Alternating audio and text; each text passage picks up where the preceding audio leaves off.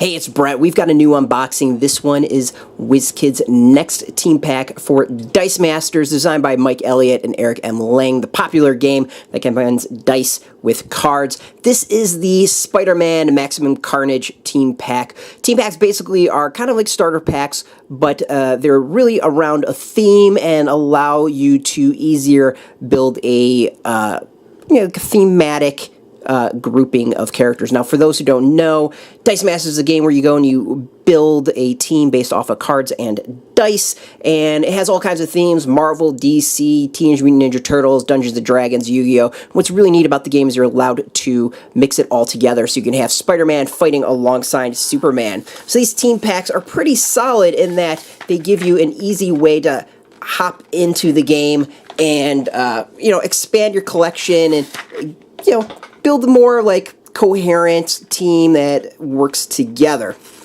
So obviously this one, building off of Spider-Man, very popular character, has had a few sets built around him already, and is one of the groups of characters that we constantly see in the game. Even the next set, Guardians of the Galaxy, though it has to do with Guardians of the Galaxy, well, it has Spider-Man characters in it. So let's open this up and show off what's inside.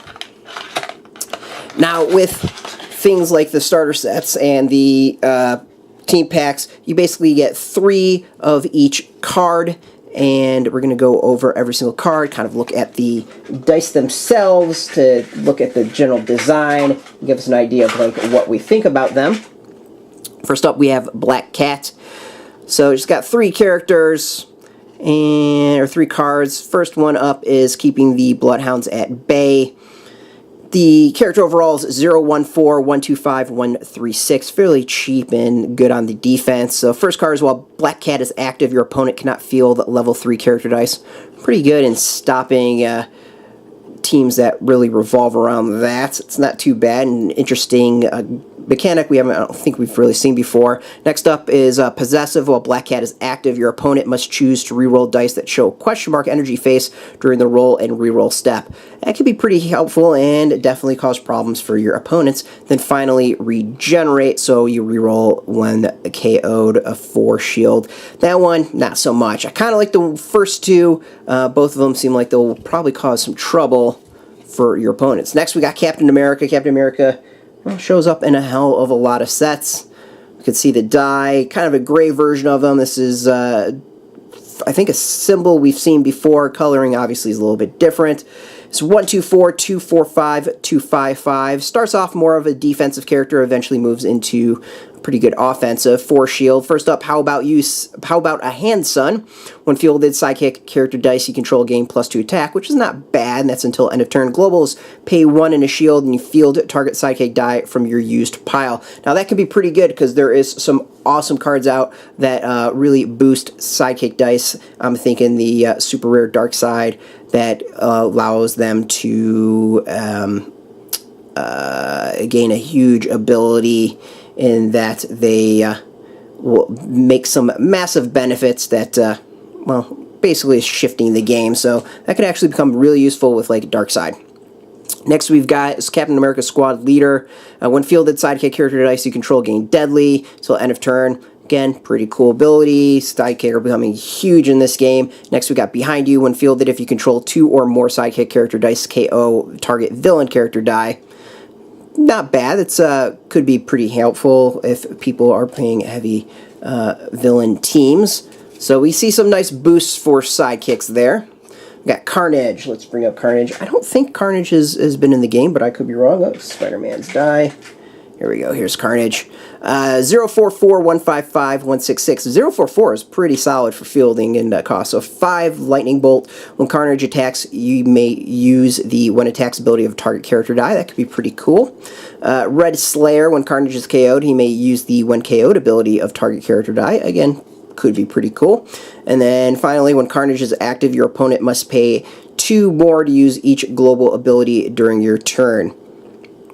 That's a pretty solid one, and definitely could cause some problems with opponents using global abilities. So overall, not that bad. Carnage obviously is playing off of other dice that are out there, or other characters that are out there. So we're going to have to think that one through. We got 024, 135, 146 for Doppelganger. I believe he makes a debut. Yeah, this is definitely a debut of the game. And die looks fairly familiar, like Spider-Man's, which shouldn't be too shocked. So 5 mask. When Doppelganger is active, when an opponent rolls a sidekick die and it shows a character face, field it under your control till the end of turn. At end of turn, return it to your opponent's field zone. That could be pretty neat. We got 6 arms. When fielded, KO all opposing sidekick character dice and deal 1 damage to target opponent for each sidekick die KO'd in this way.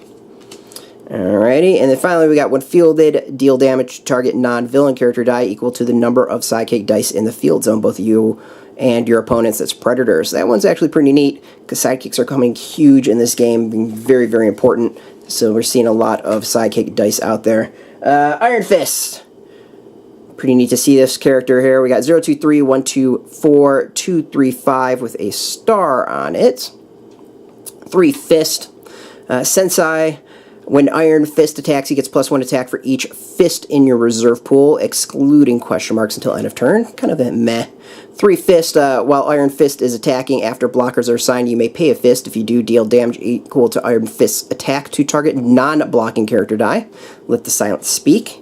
And then Rolling Thunder Cannon Punch. While Iron Fist is active, once during your turn, you may pay X Fist energy to deal X damage to target opposing character die.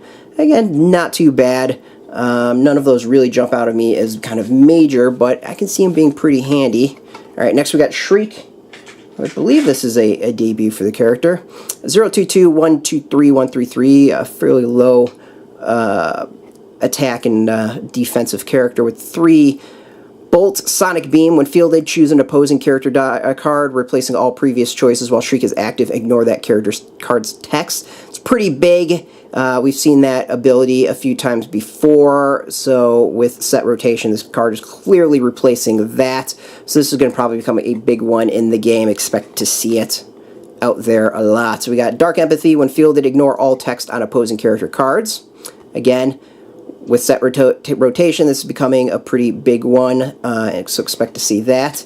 And then when Shriek attacks, players may not activate global abilities until end of turn with Sandra Deal. It's the 3rd card. That one's not quite as good. I think the first 2 will be seeing a lot of play in this game. Spider-Man. Spider-Man's doing everything a spider can. Alright. Nice tie-dye die. 033, 144, 155. Kind of a cool Spider-Man die. I actually think that might be my favorite of the release. We've seen Spider-Man quite a few times in a lot of sets. We got 4 Fist. When fielded, target opposing character die cannot block until end of turn. Next is Staying True. When fielded, prevent all damage dealt to this die. And finally, War of the Heart. While Spider-Man is attacking, your opponent must declare at least 1 blocker for each of your attacking sidekick character dice before assigning blockers to your non-sidekick character dice. When Spider-Man attacks, prevents all damage dealt to your sidekick character dice until end of turn. Again, sidekicks are becoming huge in this game. I can see this one being played a lot, because that's pretty big and allowing some big beefy characters getting through. That could be a really cool War of the Heart. I can see that one becoming huge in this game. Alright, and finally on the set we got Venom. What's a Spider-Man set without its Venom? We've seen this, the image before with the character, but not necessarily that colored die. 033, 144, 155. This is Corruptor. When fielded, take control of target level 1 character die until end of turn. Return it to its owner field zone at level 1 at the end of turn. Kind of a interesting card. We got next is when fielded, if your opponent's life total is greater than yours, deal 2 damage to your opponent. Then finally, when fielded, take control of target villain character die. Return it to the owner's field zone at the same level at the end of turn. None of the Venom really strike me as being interested. Definitely Shriek's going to be huge in this game. That Spider-Man card can be pretty handy as well. Isn't that bad? I think out of all the character packs, this one has probably got the most that we will be seeing in gameplay. And definitely some teams can be boosted through these various cards. I want to thank Wizkids for hooking us up with this. It'll be out soon on shelves, so definitely want to pick that up. It should retail for about $9.99. If you're into Dice Masters, you check out our site. Links are in this video, or of course check out all our other Dice Master sites or Dice Masters videos right here on YouTube. As always, thanks for watching. Until next time, keep rolling those dice and keep on playing.